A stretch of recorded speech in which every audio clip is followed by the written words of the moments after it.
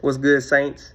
I hope y'all are all right. I just felt like honestly sharing something from the Lord. So I was praying, and the prayer that I prayed was that the church would be literate of the word and intimately knowledgeable of Jesus Christ. Two things: that the church would be literate of the word and intimately knowledgeable of who Jesus Christ is, because knowledge of the word doesn't matter if you don't have a personal knowing of who God is through Jesus Christ, the way, the truth, and the life.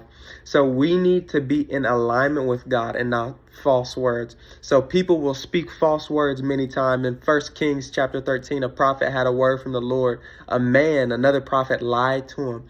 This caused the first prophet to disobey the word of the Lord and ultimately die.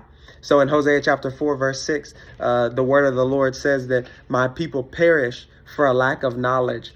And this is pertinent to the church today, even though this is thousands of years old, because the church needs to be scripturally literate of what the Lord says, because what the Lord says still applies whether you know it or not. So two examples that were recently preached to me by a mentor figure was David and the ark. They were bringing the ark of the covenant back to Israel, and they brought it on a cart. Now, the word of the Lord forever ago, they were commanded that the ark was to be handled handled in hand by priests, right? Rather, the Israelites took actions like another nation, like the Philistines, and they carted the presence of the Lord. The presence of the Lord fell off of the cart. The man, I believe Uzzah, tried to touch it, and he died.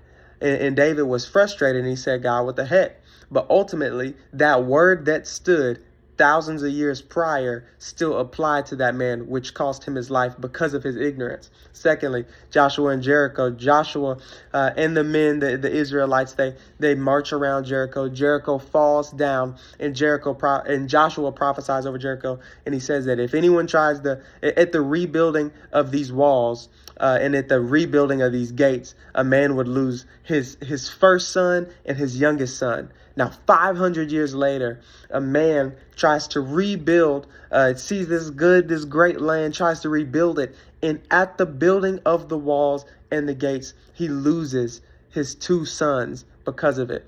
Just because you are ignorant of what God said, that does not free you from the obedience of what he says. God bless you guys.